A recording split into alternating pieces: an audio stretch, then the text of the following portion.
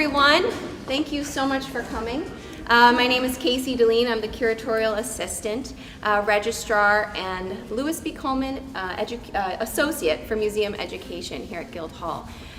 We're beyond thrilled to be showing this amazing review of the work of Syd Solomon, and to have Mike Solomon here today to speak about it. I'd like to thank the Barry Campbell Gallery for their help with this exhibition, as well as the estate of Syd Solomon. Mike is an incredible artist in his own right, and I just wanted to tell you guys a little bit about his background. He's exhibited widely throughout the United States at museums, galleries, and art fairs, and was recently included in an important exhibition, Art of Our Time, curated by Matthew McClendon at the John and Mabel Ringling Museum of Art in Sarasota, Florida. Additionally, he was included in Defining Abstraction, curated by Mark Ormond at the Ringling College of Art and Design, and he is preparing for an upcoming solo exhibition at the Greenville County Museum in South Carolina in February 2019. That's very exciting. He studied at the Skowhegan School of Sculpture and Painting in Maine, as well as the Yale Summer School of Music and Art in Norfolk, Connecticut. Spent the rest of time in New York City studying independently with noted artists such as Ray Parker and David Budd. In 1979, he earned his Bachelor's of Arts at the College of Creative Studies at the University of California in Santa Barbara. He studied with Charles Garabedian and John McCracken there.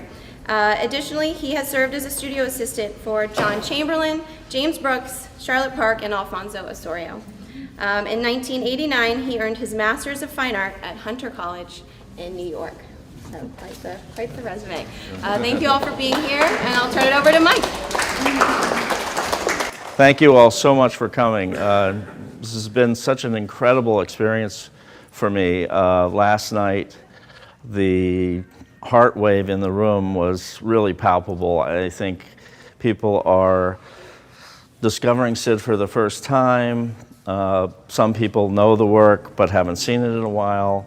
But this new energy and, in a sense, the new view that we have of the work based upon research that we've been able to do in my parents' archives, which is newly organized, is still being organized, but newly organized, has revolutionized the way in which that we view Syd's work, what we understand about him as a man and as an artist. So in a sense, you can have something in front of you that you've known for a long time and really not know that much about it. That's kind of been the case. I mean, I thought I knew everything about my father until I discovered things in the archive, and it gave me a whole new view about what his work was about and how he operated as an artist. And luckily, Gail Levin, the esteemed art historian that wrote the main essay in this book, that's part of the show, that's in the bookshop, wrote an incredible essay based upon some of our research. So what I'm going to do today is to talk a little bit about some of Syd's background that's not really in the book or peripheral, and to give you a sense of him, and then to talk a little bit about some of the more sophisticated areas of his ideas and his thinking that normally not discussed. So I'm sure that it will be entertaining, if not interesting.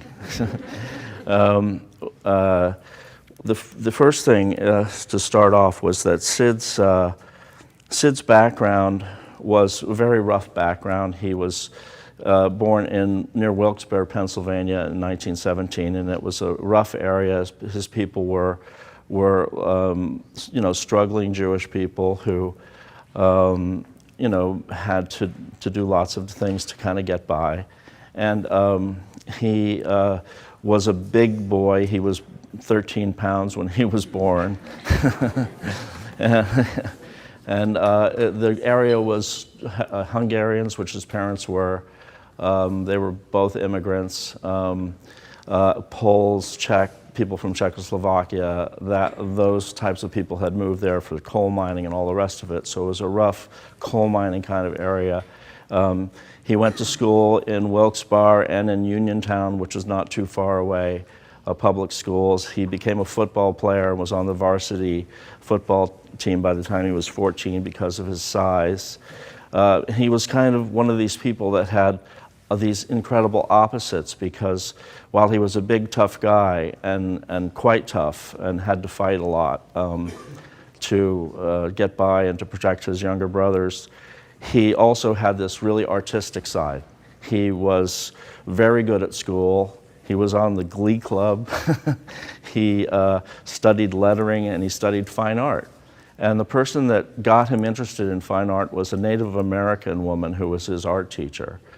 And he would go out into the landscapes of Pennsylvania, up to the mountains nearby there, and do watercolors and things like that. So he had this really romantic streak and this very sort of gentle side, and then there was this real tough guy. He was a big man, he had huge hands, and so there's this sort of opposites that are in him that you'll start to see in all this work. There's sort of a graceful quality and then a sort of a tough quality. So, you know, being Jewish and with World War II, you know, happening and all the rest of it, he enlisted in the Army in July, way before Pearl Harbor happened. And there was a man in Pennsylvania that knew about Syd's artwork, because Syd was even out of high school, was a well-known advertising artist, graphic artist, and someone who did lettering. So Homer St. Gaudens was the son of Augustus St. Gaudens, who was a very famous sculptor in America. And Homer St. Gaudens had run camouflage for the United States Army in World War I. And so when World War II broke out, the United States asked him again to be the guide to gather up people who could do camouflage, and Syd was one of the people that he recommended. And he was appointed to Fort Belvoir in Virginia and started training in camouflage, as well as basic training and all the other things that you had to have. It turned out, because of Syd's artistic background and the way that he thought about things, that he was not only a great designer of camouflage systems, but he was also a great promoter and educator on the use of camouflage. So he wrote a little pamphlet called Camo Tips, which was distributed throughout the Army to all the soldiers that were going off in the field, how to camouflage themselves using what was around them. And using very little skill, but finding out how to figure out how to camouflage themselves. Not only did he write the copy, but he did all the drawings, and he produced the whole booklet. And so when he had a couple of years here in the States before he was sent abroad, what he worked on, primarily the serious part of the camouflage, was how to hide troops and assets like trucks and tanks and things like that from aerial attack. He was an aerial camouflagist. And that figures in very heavily to the way that he became involved in the work that we're going to show you. And that was the connection that we made in studying what he actually did technically with camouflage and how he developed his paintings years later. He had to figure out how to cover trucks and tanks and troops, primarily for the Normandy invasion. He was there on D2.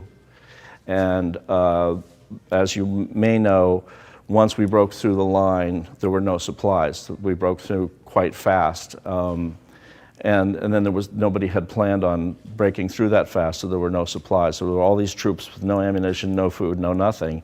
And so they had to fly planes into these little airstrips in who knows where, just find a place where a plane could land and get it there. So the airplanes that flew in with the supplies would be seen by the German bombers. So you had to disguise airplanes. So they made like these fake trees that they would roll around an airplane, and the leaves would cover the wings and all this stuff. So this was the kind of stuff that he did. And this orientation of looking down at things and having to cover them and having this vertical column of layering was something that really stuck in him, because this was a crucial thing. This was a question of the war effort and men's lives and all the rest of it. So it wasn't a simple job. It was quite emotionally fraught with pressure. So I believe that kind of ingrained in him, and it became later on it became the technique for his work. So I'm going to walk around now over here and start talking about how that became part of the work. So this painting, Marquis, which was done in 1947, when he and my mother had settled in Sarasota, Florida. He had frostbite in the early days, really before technically the Battle of the Bulge, but just a few weeks before they were up in Belgium, and he and his men got pinned down in a house in which it was an abandoned house, and the Germans had pinned them down, and it was exceedingly cold, and the army had issued suede boots to everybody. And these boots, Syd said, they soaked up water from a puddle 5 feet away. So everybody got frostbite. And so when he got out of the war, the doctor said, if you want to be comfortable, you really can't live in any cold climates. You're just going to be in pain all the time. And that's why they didn't move to New York City and join the other artists. So he kind of missed his moment, because not only by being in the war, but by after the war, he couldn't really live in the city. So they moved to Florida, first to Miami, and then they went over to Sarasota. So this was done in Sarasota. It's called Marquee, and a marquee in England is not a sign on a thing, it's a tent that you get under, and they have events. And you can see these structures with figures underneath it, these structures were a lot like the drawings of some of his camouflage tents that he would build that they would hide things under. So he's taking something directly from his experience in designing camouflage and using it as a structure for a much more romantic and nice experiences, which is, I suppose, going to the theater or something like that, or some kind of grouping. But this structure here is very similar to some of the camouflage structures that he used.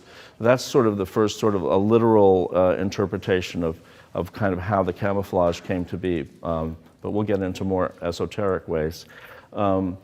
This painting, I'm not going to go through every painting, but I just want to talk about a few significant ones.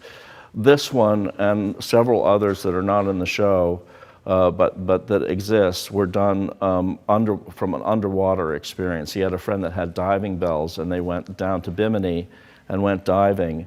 And when he saw how everything looked underwater, he was fascinated by it. And he did about maybe 4 or 5 paintings about this size or larger of what things look like underwater.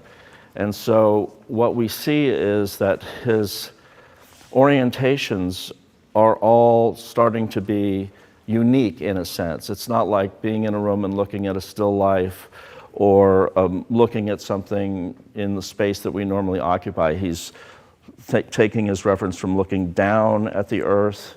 There are several paintings that look a lot like his aerial photographic shots that they had to take when they were surveying places to do camouflage. We don't have any of those in this show, but they exist. And then these paintings from what it looks like underwater. So there's this kind of different orientation to the way things look. This painting down here at the end, well, both of these, but this one in particular, which was a favorite of his, he talked about the idea of a window, which is an old motif. Matisse and Picasso, and I mean, it goes way back, of course, in art, the idea of a hole or a window. But for Syd, again, it was this idea of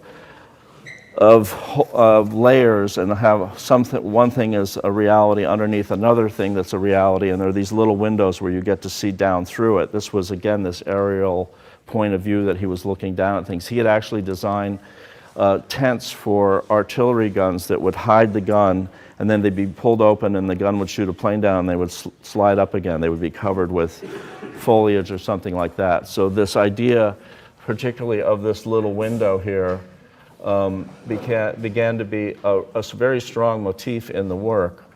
And that led to almost everything else in the show is kind of based on this idea. All the other paintings, let's move around a little bit. So I'm going to talk about these techniques first, and then I'm going to talk about some of the more, because everybody's really interested in this technical side of Syd's work. And so I want to sort of talk about it to explain it, and then we can move on to some other aspects that are deeper. The idea of this window, idea or the breakthrough from one space into another really fascinated him. And in the late 40s, he started experimenting with spraying color onto paintings. At first, they were very small little watercolors, and he would use what they call an oral atomizer, which is just two little pipes that stick together, and you stick one into ink or watercolor, and you blow on the other one, and it sprays. It's like a manual sprayer. They still exist today. I use one on almost all my work right now. Eventually, he took to using spray cans. Spraying of paint goes back to France in I think Man Ray or somebody like that used the first sprayers of paint. But the spray can, as we know it in America, didn't really come about till the 50s, and Syd started using them as soon as he sort of figured out that he wanted to work large. The little atomizer wasn't going to cover enough ground. And he had worked with other techniques that had to do with making layers, one of which was the wax resist technique, which is something that Victor Bronner, but who you may know of, but who you definitely know of, is Alfonso Osorio. Alfonso Osorio made a lot of wax resist paintings from 49 through, well, the rest of his life, but in 50 and 51, his wax resist paintings were incredible. And as some of you may know, my family lived on the property of Osorio in 1959, and there were some of the wax resist paintings in the little cottage that we rented. Syd was doing it before he saw Alfonso's work, but it's an interesting connection between the two artists, that they had this idea of being able to save something with a material and paint over it and then wash it away, and the underneath layer would be saved. What Syd devised in inculcating the methods and the scale of abstract expressionism, because he was late to the party and because he had this different pathway in terms of where he lived, while he considered himself part of the movement and part of abstract expressionism, that was sort of the voice or the mode of his time, his adaptation to it is an incredibly unique and individual one. He does not have the palette, obviously, of the urban palette of the 50s that the New York artists had. He doesn't have, although he painted a little bit like that for maybe a year or two, and the impasto that was in all those paintings, he had that for a little bit, but as soon as he kind of figured his own real voice out, he quickly moved to this kind of painting, which is extremely flat, very thin, not the colors of the city, but the colors of nature. And he lived out here, my parents lived out here from 59 onward, and also in Sarasota back and forth. And so the palette is exceedingly different from that of the urban environment. The technique which he developed was to create these, basically prime a canvas with several big colors, and then to use this masking agent, which he could use gesturally. It wasn't like cutting a stencil out that had to be hard edge or something like that. Of course, we're all talking about everything pre-Photoshop and pre-laser cutting and pre-all that. So now you can do anything with anything, but then that kind of stuff was very difficult. He loved Pollock's work and he loved the gesture. He wanted to make that a big part of him. He had training in lettering and in all of the graphic design elements, but particularly in lettering. And so the idea of the brushstroke having a meaning and the idea of energy coming from it was something that he was really involved with. So he would use the masking agents to, in a sense, give that gesture. But a masking agent isn't a positive mark. It's a negative. It's not even a negative. It's something that's hiding something else. So when you look at these things, if these white marks were paint, you would think, oh, that's like Jackson Pollock, but they're really hiding the white that was underneath them from the blue that was sprayed on after them. And they go up into this area that was painted black and blue, and so they save the black. So this is one mark that's covering two different areas that are painted in two different ways. And so when you read it, you can't really figure that out. And that was what he loved. He loved the fact that it was sort of a mystery and that there was this non sequitur, in a sense, between these two areas that you couldn't quite figure out. Technically, it's really an incredible feat, in a way, that he could learn to see like that. In some ways, it's like printmaking, where you're always working in the opposite. You have to see the opposite of what you're going to print. And so he didn't do this as just one operation. This would be done on several operations on a painting. So it really becomes obscured because it's not just being done one time. It's being done once and then, okay, I'll do some more. No, I'll paint that out and do it again. And so they get very complex very quickly. I don't know if I've explained it that clearly, but basically it is that operation of painting some kind of colored ground, throwing the masking agent on it, usually as a big gesture, and then spraying paint. This blue is spray paint, and you can see that it was sprayed on top of the black here, and on top of the white here, and on top of the red here, which turns the red purple. So that's all just one operation of spraying blue on some of these areas too, on top of the masking. And then he would take a garden hose and spray this stuff off. So he has this great joke. There's a wonderful movie, not this movie, but there's another movie called Syd Solomon, the Man, the Artist, that Linda Tessa, who's here somewhere, made. There she is. And they filmed Syd painting and some of his buddies talking about him. And one of Syd's lines is he's out with the hose, and he says, people see me out here in Sagaponack with the hose, they think I'm watering my paintings. It's not a very good joke, but anyway. So that's kind of the basic idea behind the technique. What we don't really get to in those kinds of things are more his philosophical point of view. That is something, let's turn to the back here. You know, Syd was very good friends with Harold Rosenberg and Tom Hess. They were pretty much his two best buddies in the art world. Harold liked the work a lot. Unfortunately, he never really wrote about it, but they had a long dialogue about it.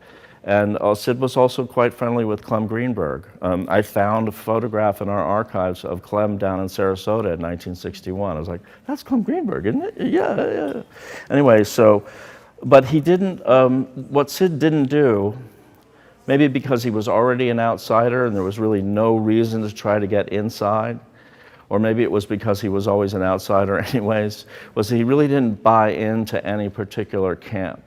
He didn't want to be located or locked into color field painting or into abstract expressionism or into anything. And this is sort of what he says about it. He said, it is necessary for me to be capable and sufficiently aware to react to my own past and to the total past on my own terms.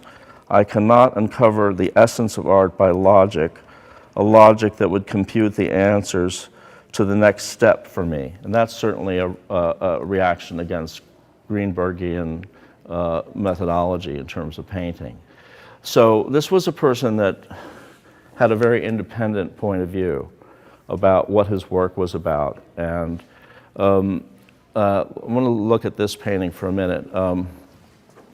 This painting is owned by Guildhall, Trip East, and I think although all the paintings have the complexity, this painting really has a very complex point of view. And I want to read you one other thing that Syd talked about. Where is it? And this is from the French painter Jean Dubuffet. who was a brilliant writer about art. Dubuffet says, from the onset, every work of painting is based on equivocation. The painter actually assigns himself two very different roles. On the one hand, he seeks to be an interpreter, a medium of the objects he evokes, to grant them speech, to make himself their voice. But at the same time, he wants to make his own voice heard, which is something entirely different. The mechanism of the two meanings, which might be said to be contrary, that of reception and that of emission, conjugated in a single operation, a single wire conducting two contrary currents, this mechanism invariably functions somehow in every painter. It is what gives the art of painting its density.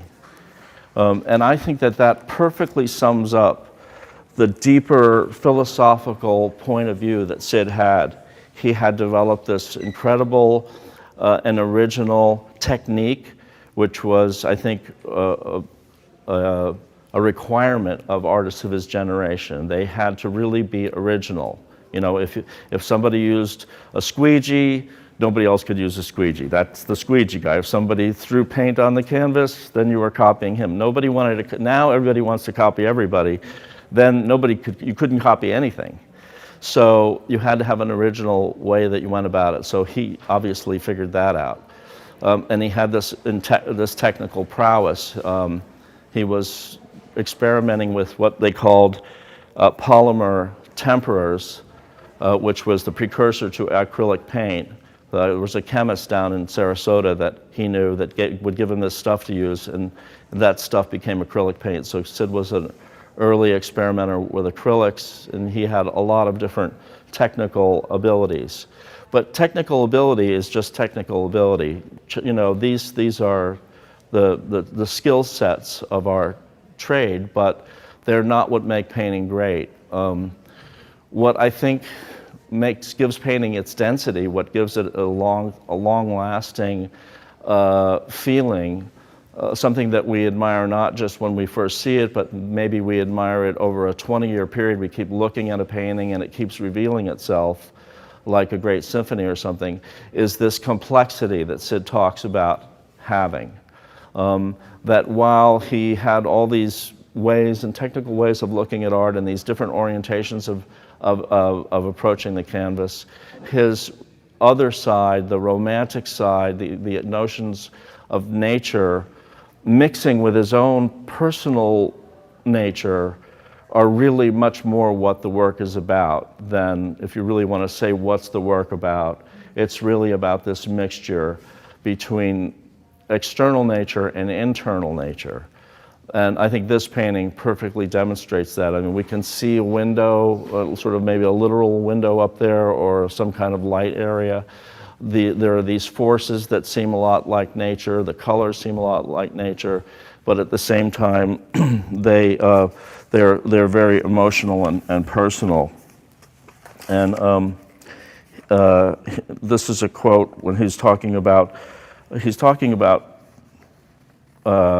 presumably he's talking about external storms, which he loved to be in the house that they had on the beach in Florida. And we rode out 2 or 3 hurricanes in the house.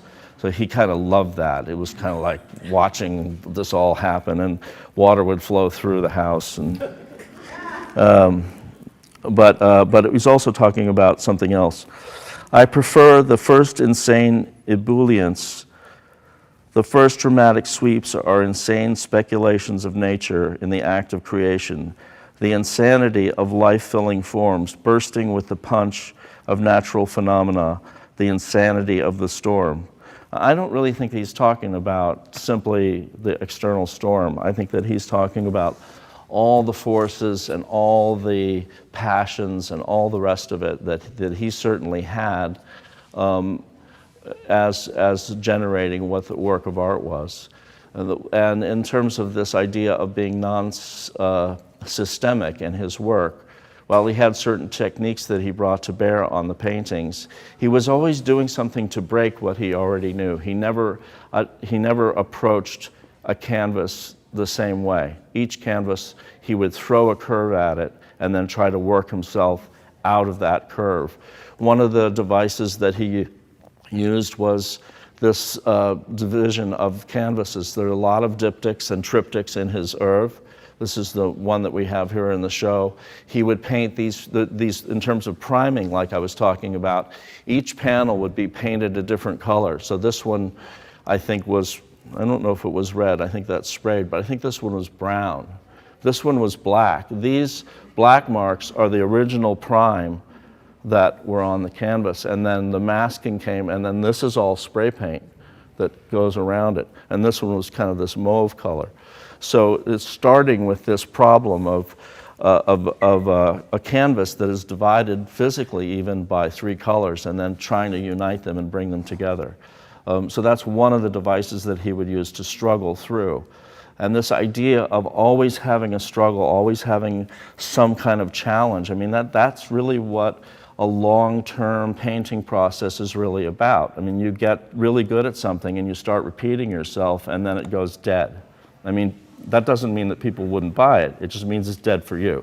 And he was really, really adamant about continuing to challenge himself. Let's move down a little bit. Yeah. You know, I worked for Syd for 15 years as a studio assistant. You're talking about how long... Larry. Yeah, Larry. Holy shit, I didn't even recognize you. Why didn't you introduce yourself? God damn it, man, what's wrong? But I want to say something to you. This is a magnificent painting. I think Mike's absolutely right, and the museum is awful lucky to have this piece. It represents everything Syd ever did. He did do a lot of diptychs and triptychs. If I may say so, just from a practical standpoint, triptychs and diptychs gave us an opportunity to work larger, right? Because canvases have a limited size. So there was a practical side to Syd too. You know, economy and how can I make the canvas larger? You were saying how long it took Syd to do paintings, you know, spraying and building up the canvas. This painting took almost 2 years. Well, you know what his real answer was to that question. When you see you're misleading them. Right. Everybody would ask him, how long does it take to do a painting? All my life. Right. Let's move down. Let's move down. Again, what he's doing is challenging himself, and so these paintings that are pretty much, this one's done on a black background entirely, but there are these areas that he left free so that he could, you know, painted the red and the brown square. And I remember watching the base coat of this being made, where it was mostly black except for these marks here and these two, and then he's starting to bring in the spraying and the masking to develop these areas. But I love these two paintings because they have this geometry in them. And you go into the studio and he'd have like Art in America spread out with Frank Stella's and stuff like that. And that painting, which you can look at after we talk, those bands, that's a protractor painting right there from Stella that he ripped off and put it in his painting. So he's always challenging himself by putting in elements that exist in art or that exist in nature, and doing something that he hasn't done before. There's always the natural background, the natural world in the work. It comes from just that he was always immersed in nature. He worked outside primarily, not inside. He had sort of these inside-outside studios, but as the video shows him working outside, he worked outside a lot. That studio in Sagaponack was very close to the beach. The one in Florida was on the beach, and so he was working in the elements that he really got his energy from, the sea and the sky and all that. But this is not to say that he's really a nature painter. That's just the sort of one of the levels, one of the areas that he's taking from and mixing it with all these other concerns that have to do with formalism, they have to do with painting processes, they have to do with the canonical ideas of large painting that came from abstract expressionism. So it's a mixture of a lot of stuff. And so, you know, he talks a lot about the complexity of his work. And that's really pretty much all I have to say. I think the rest of it is just looking at the work and kind of trying to see it through these lenses. But I'd take any questions, comments. I see, from my point of view, most of these are camouflage, and it goes back to his time when he Yeah, was in the army. yeah.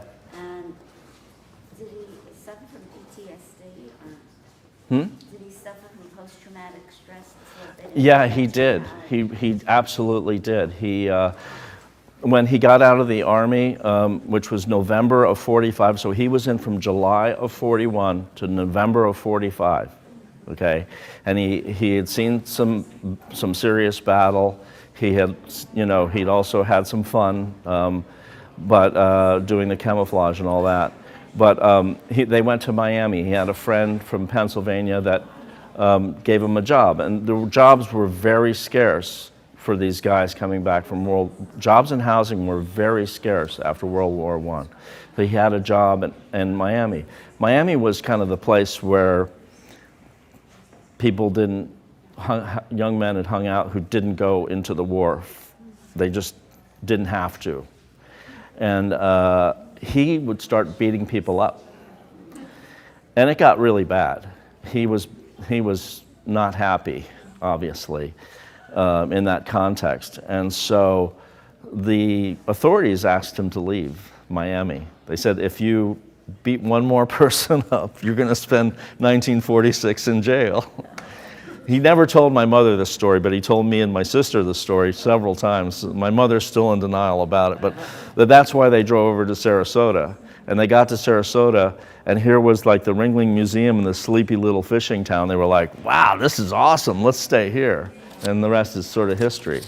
But, when he was a younger man in Pennsylvania, he had to fight a lot he had to fight a lot. It was a very rough area. And then he became sort of an amateur boxer, and he sparred with a boxer named Fritzy Zivik. And most people who know boxing know about Fritzy Zivik. He was known as the dirtiest fighter in the world. And my father learned all of his tricks. And so when Bud Schulberg, the screenplay writer and writer, who was a great friend of his, wrote about Syd, he said he's one of the most dangerous men that walk the earth. And so a guy like that with PTSD was pretty dangerous. By the time I was born, it was pretty much gone, And, but I'll tell one story, and that is very late, when Syd was going into his Alzheimer's in about 1990, we were standing around outside on the deck near his studio, and I made some derogatory crack about him to my friends, showing off, being an asshole that I am. Anyway, so he used to carry these little buck knives. They were like in his pocket, about like that big when it's opened. And before I could say anything, and this is a guy that's sort of tottering around and not being able to do much, and he whips this knife out of his pocket, and without looking, he goes like that, and it sticks in the wall about 8 feet away, and I can't pull the knife out of the wood. It's like that far into the wood.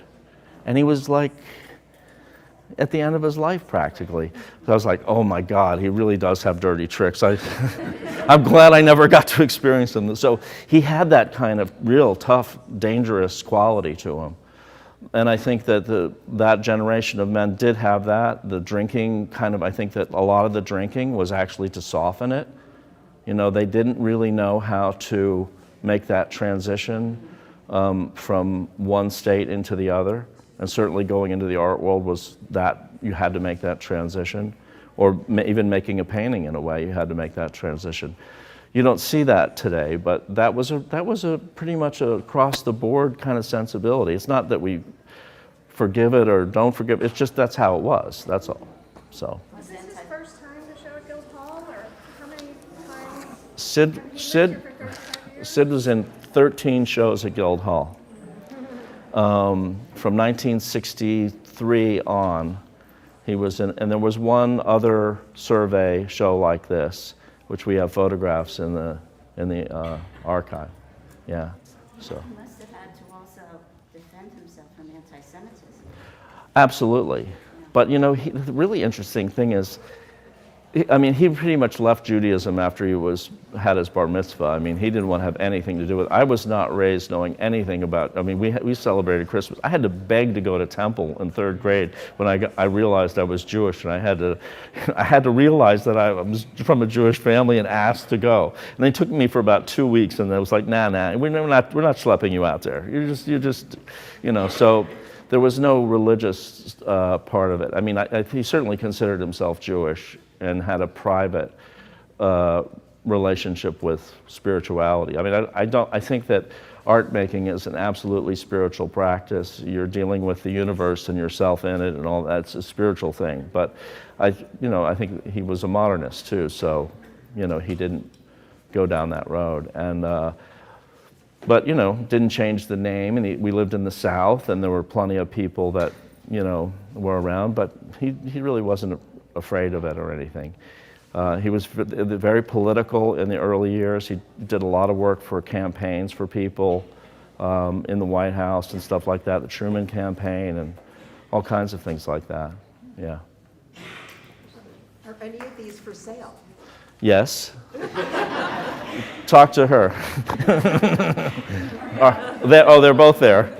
The 2 angels, Christine and Martha, Barry Campbell Barry, they are the best. Anything else? Okay, well, thank you.